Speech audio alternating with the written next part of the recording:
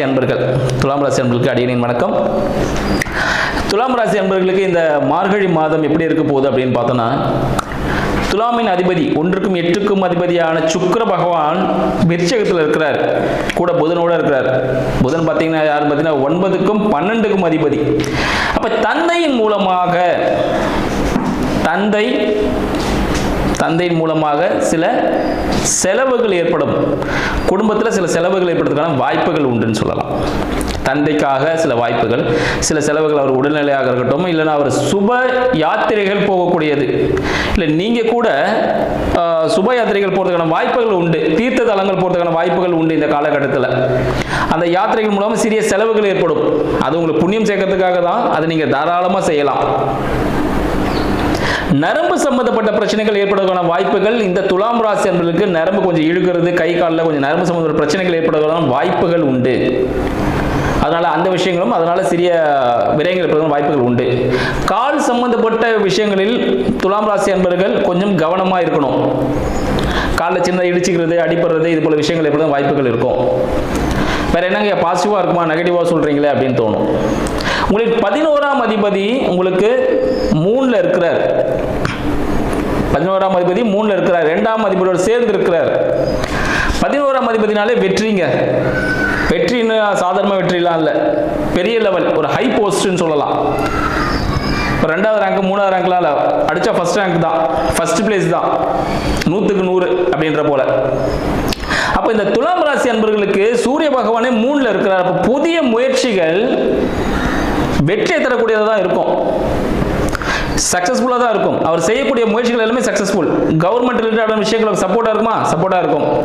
அவங்க தந்தை சார்ந்த விஷயங்கள் சப்போர்ட்டாக இருக்குமா, சப்போர்ட்டாகவே இருக்கும். இல்லை மனைவியின் தாய் ரொம்ப சப்போர்ட்டாகவே இருப்பாங்க, மாமியார் ரிலேட்டடான விஷயங்கள் அவருக்கு ரொம்ப சாதகமான ஒரு சூழ்நிலை ஏற்படுத்தும். கூட செவ்வாய் பகவான் இருக்கிறாரு.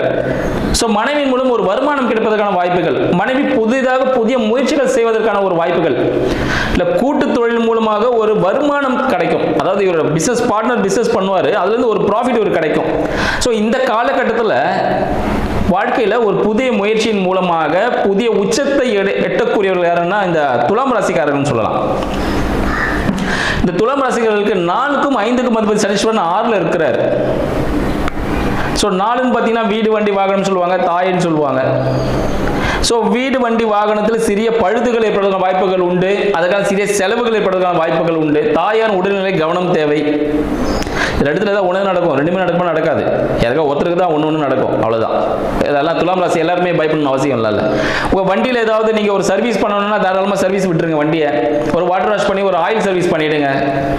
இல்லை வீட்டில் ஏதாவது ஒரு இடிச்சு பண்ண வேண்டிய விஷயங்கள் எதுனா இருந்ததுன்னா அந்த விஷயங்களில் ஈடுபட்டு அந்த விஷயங்களை கரெக்ஷன் பண்ண வேண்டிய விஷயத்தில் கரெக்ட் பண்ணிடுங்க. அப்போ உங்களுக்கு சக்ஸஸ் கொடுக்கும். குழந்தைக்காக காத்து கொண்டிருக்கீங்களா, குழந்தையின் உடல்நிலை சரியில்லை, இல்லை புதுசாக குழந்தையே நம்மளுக்கு இல்லை அப்படின்னு நினைக்கக்கூடிய துலாம் ராசி அன்பர்கள், மருத்துவ உதவியுடன் குழந்தையின் உடல்நிலை நலமாகும்.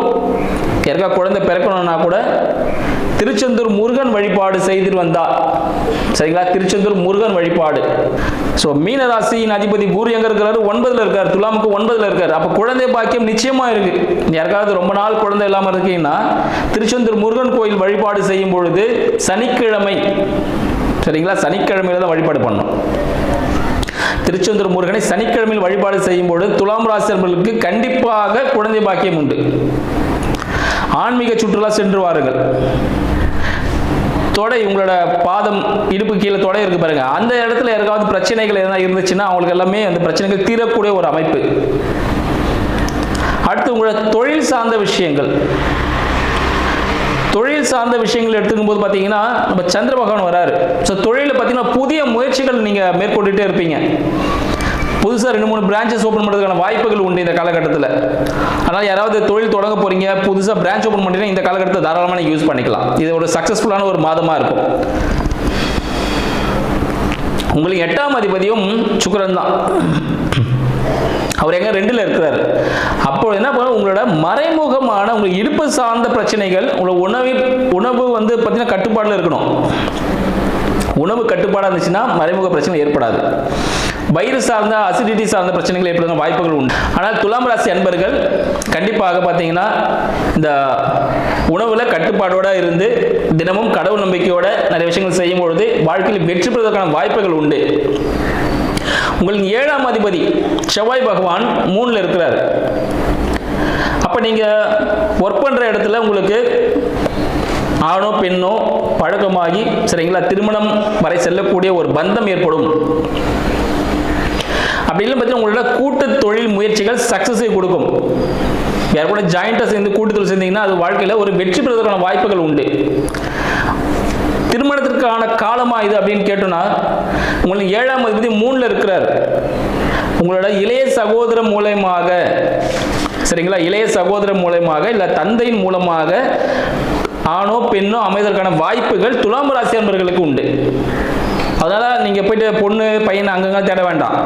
ஒன்று உங்களோட தம்பி தங்கச்சி இருப்பாங்க, அவங்க ஃப்ரெண்ட் சர்க்கிள் இருக்க யாரோ ஒரு ஆளா இருக்கலாம், இல்லை உங்களோட அப்பா வழியில் இருக்கிற ஒரு பர்சனாக இருக்கலாம் உங்களோட வாழ்க்கை துணை. ஸோ இந்த காலகட்டத்தில் இதுக்கான முயற்சிகளை மேற்கொள்ளுங்க. வேற ஏதாவது சந்தேகங்கள் தான் என்னை தொடர்பு கொள்வோம். நன்றி, வணக்கம்.